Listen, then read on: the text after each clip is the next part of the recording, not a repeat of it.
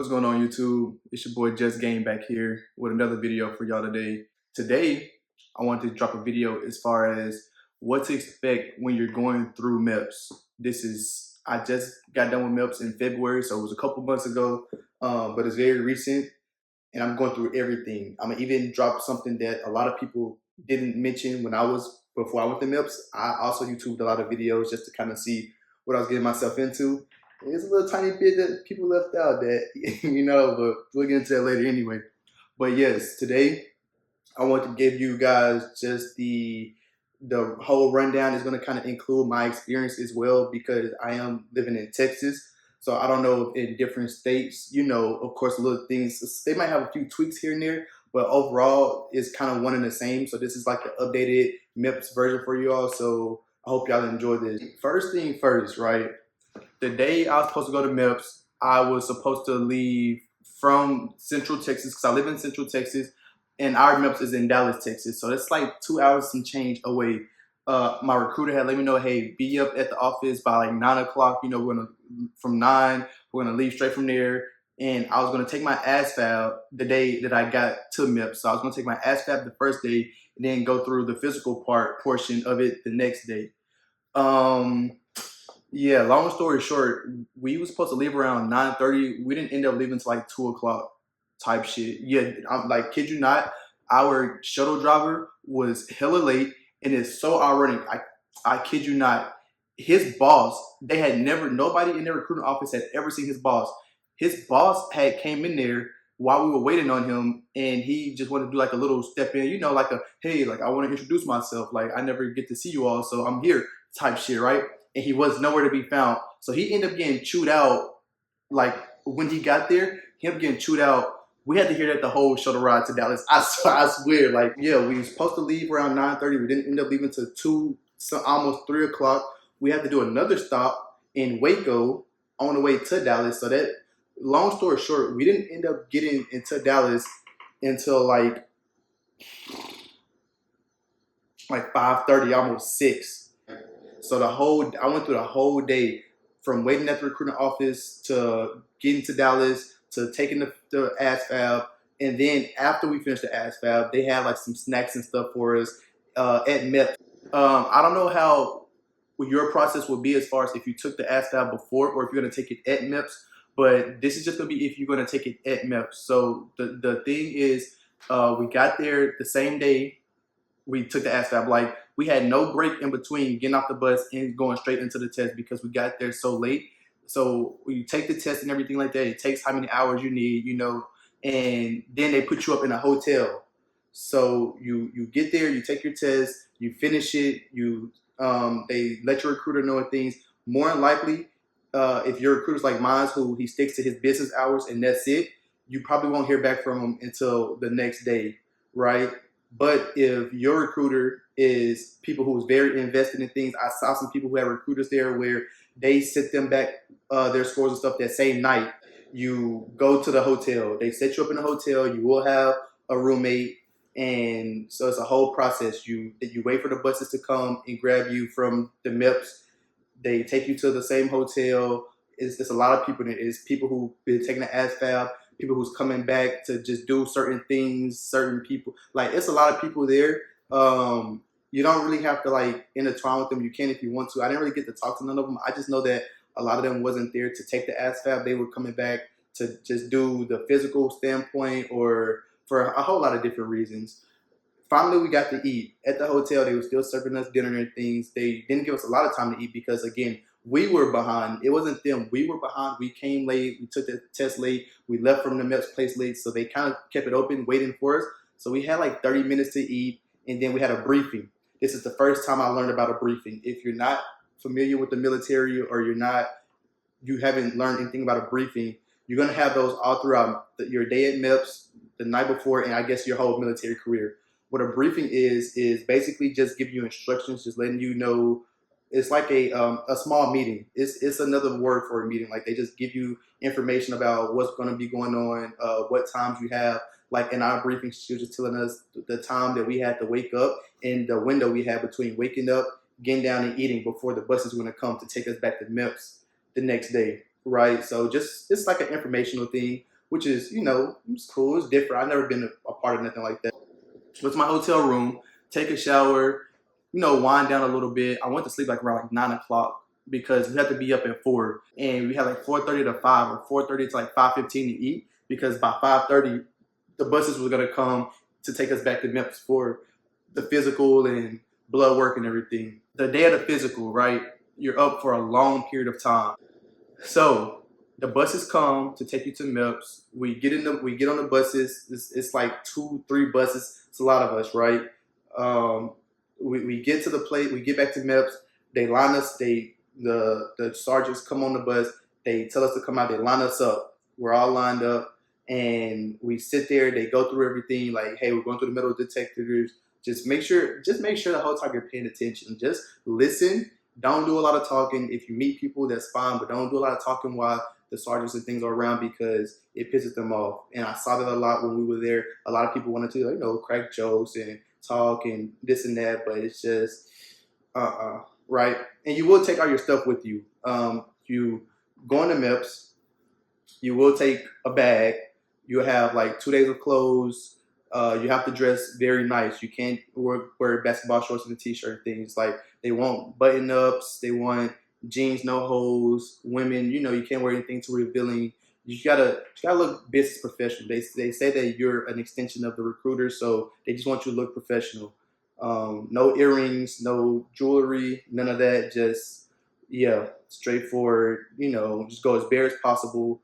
And so at MEPS, when you first get there, they're gonna, again, we're all getting into lines and we're all trying to figure out what's what. What you do is they're gonna ask you, okay, what branch do you want to join?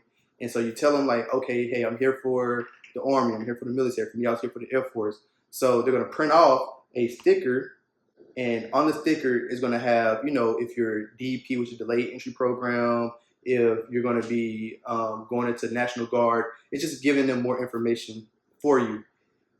The process is draining. MEPS is a draining day. Physically, not physically, mentally. Mentally, it's a draining day. You don't get to eat the whole day until you finish a big portion of MEPS. You don't eat the whole day, so be prepared for that. You will have to take a P test. This is what I suggest for the P test is, don't think you're gonna take it as soon as you get there. So don't just, before you go up a whole bunch of water and say, I'm just gonna hold it until I can take it, until I can pee in a cup. Because I tried that and I ended up peeing like 2 times before I actually took my pee test, because by God, I had to pee a lot. I got drunk a lot of water and I had to pee a lot. So that's just a heads up. If you want to try that, you can. We did have people there who couldn't pee at all. So they had to actually schedule to come back to MEPS another day and just to pee, and I feel like you want to avoid that just because it prolongs things and it shouldn't have to, right? But anyways, basically what you're doing in MEPS, from the moment you get there, like I said, for different places might be different. You do go through, I want to say, one or two briefings. I think it's two briefings. The biggest one is basically they're gonna lay out the map of what are you gonna be doing that day, which is your blood work, your breathalyzer test, your physical, your eye exam, everything. They're gonna your P test. They're gonna just lay it out for you. The briefing it's a little long. He made it a little entertaining. It is a little long, and again, it's still early in the morning. At this point, we left, I think, probably like 5:15. At this point, it's probably like 6:40, 7 at most. It's not a long time, right? So just know that when you're going through MEPS, you're going to have the first thing after the briefing. Again, different states, it might be different, like a different form or a different route, but at the end of the day, we're all going to do the same thing. So you're going to start off with your breathalyzer that we did in Dallas. We start off with the breathalyzer, and then right from there, they put us in a circuit, right? So you're broken up into groups of however many. It's not based off of what your recruiting thing is. It's just in general. You're sectioned off, and the whole time you don't have your phone. But when you first get back to the MEPs, they make you go to whatever recruiting office you're here for, and you got to give them your phone. So that whole time, you don't have a phone. It's a lot of waiting, and it's a lot of hurrying up. So they're going to be rushing you for a lot of things like hurry up, get in line, hurry up, make the line move. But at the same time, because it's so many of y'all, they're rushing, but you're also waiting long periods of time in between each thing that you do. So be prepared for that. Again, this is all mentally. It's all mental. If you can withstand it, you can, in between times, you can talk to whoever's around you, to help pass by time. But it's just being focused on, just getting everything done so you can get out of there and, get done with MEPS. So after the breathalyzer test, I went into my eye exam. Actually, my hearing. We did hearing. You're going to do a hearing test. You're going to do an eye exam to see what you're qualified for, what you're not qualified for. You will have to get weighed, and you will have to get your height. You're going to have to get shots. They're going to have to draw blood. So be prepared for that. You have to have a pee test. You have to have a pee in a cup, and you're going to have to do it in front of people. Yes, there's no blockage.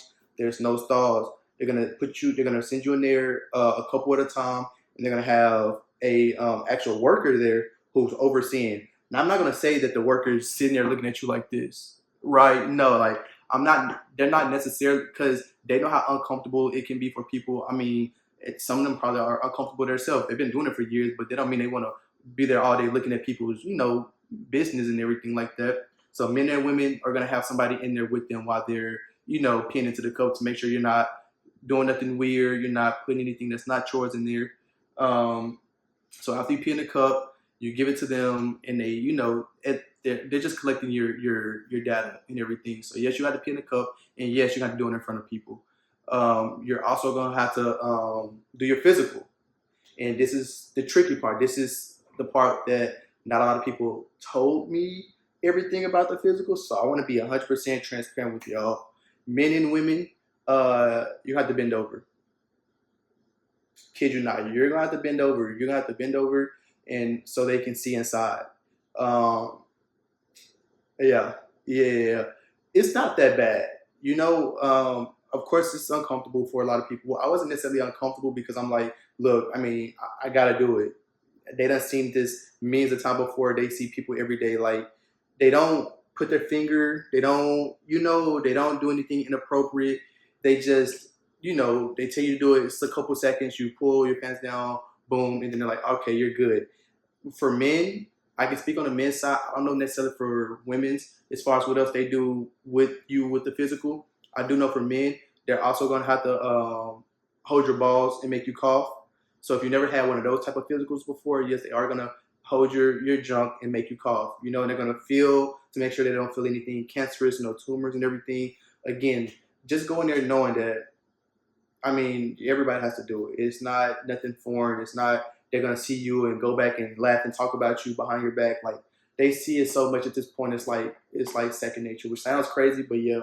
In the physical, we did ours separate, right? A lot of the videos I watched in the past about MEPs and things, I thought that we were all going to be in a room lined up, and they're going to make us do all these things together. No, I was in a room separate from everybody. Everybody was in a room separate from everybody else. You're one-on-one with the physician, and they make you do your squat, make you do a couple squats. You will have to do duck walks. If you don't know what a duck walk is, then you can YouTube that, but you will have to do a duck walk like back and forward. Because I had prior surgeries for my shoulder and my ankle, I had broke those. They, did a little more extensive look on me, make sure that I had movement and mobility in them. So that was cool. You do get your ears checked while you're in there. So make sure before you go, you clean out your ears so they won't be not visible to see, because they also make you go get scheduled to get your ears drained out, and then you'll have to go back to MEPS. Again, I don't live in Dallas, so that'll be a long drive back just for nothing, or just to get my ears checked again. You know what I mean? It's just, yeah. So yeah, and then after you finish all that, they make you go to whatever they make you go to whatever branch office that you're going for. You will sit down and talk to the sergeant there for a little bit. He'll ask you questions about how many years you want to do, this and that. Have you ever had this? Have you done this? Just a lot of just some basic questions. Are you afraid of this? What I would suggest is when they're asking you, are you afraid of anything? Unless it's like a really big fear, like you would just pass out. It would be best if you told them, no, you're not really afraid of these things, only because in some ways it can hinder you.